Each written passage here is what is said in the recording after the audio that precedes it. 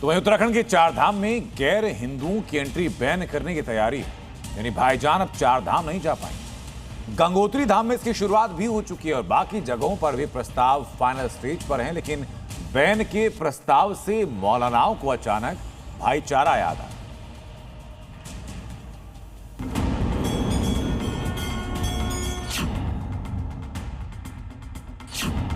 हिंदुओं का धाम, मुसलमानों का क्या काम? चार धाम में भाईजान पर बैन तय। उत्तराखंड के चार धाम में भाईजान के लिए लक्ष्मण रेखा खींचने की तैयारी शुरू हो चुकी है। आगाज गंगोत्री धाम से हुआ और बाकी जगह मंथन शुरू हो चुका है। मंदिर समिति का दो टूक कहना है कि अब से मंदिर या मंदिर परिसर में गैर हिंदुओं की एंट्री नहीं होगी। किसी भी गैर हिंदू को मां भगवती गंगा के जो मंदिर है उसमें आने से रोका जाएगा।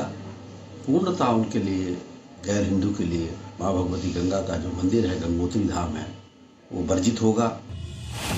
तो गंगोत्री धाम में शुरुआत हो चुकी है, तो बद्रीनाथ, केदारनाथ और यमुनोत्री धाम मंदिर समिति की ओर से दिए गए प्रस्ताव पर सरकार में सहमति बन गई। ये प्रतिबंध सिख, जैन और बौद्ध धर्म के अनुयायियों पर लागू नहीं है।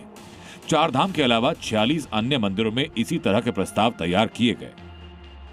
सबने इस बात का स्वागत किया और ये माना है कि जिस तरह का आपने देखा कि कुछ समय से यहाँ पर एक माहौल को खराब करने का प्रयास किया गया है, तो लोगों ने इस पर कहा है कि सभी जो हमारे जो स्थल हैं, जो धार्मिक स्थल हैं, उन पर जो है कि ये पूर्णतः गैर हिंदुओं का प्रवेश वर्जित होना चाहिए। हमारा पूज्य संत समाज है, उन सब जो भी, चूंकि वही उसका संचालन करते हैं, हमने कहा है कि उनकी जो भी उसमें राय होगी या जो उनका मत होगा उसके अनुसार ही सरकार आगे बढ़ेगी। चार धाम में मुसलमानों की एंट्री बैन पर सियासत गर्मा गई।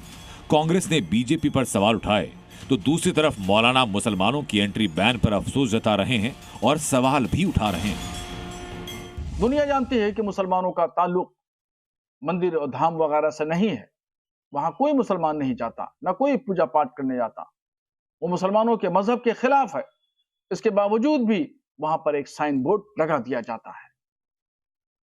अब ये तमाम चीजें रुकना चाहिए। देखिए, हमारे यहाँ हमारी जो मस्जिदें हैं, हमारे जो मदरसे हैं, जो दरगाहें हैं, वो सबके लिए खुली हुई हैं। कोई भी आए, कोई भी देखे इनमें क्या होता है, क्या पढ़ाया जाता है, क्या सिखाया जाता है, यहाँ के रहने वालों के विचार क्या हैं।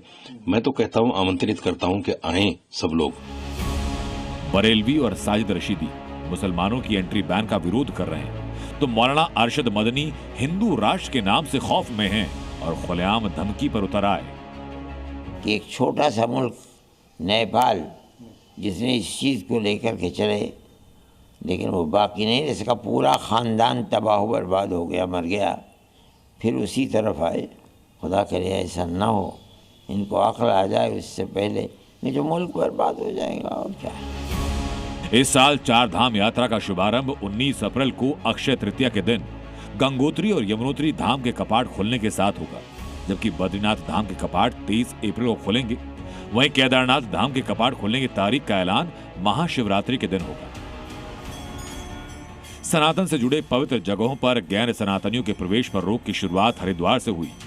पिछले दिनों हरिद्वार के गंगा घाट पर गैर हिंदुओं की एंट्री बैन के पोस्टर थे, लेकिन अब चार धाम यात्रा में भी गैर हिंदुओं की एंट्री बैन करने की मांग सीधे सीधे भाईजान पर असर डालेगी। ब्यूरो रिपोर्ट, जी मीडिया।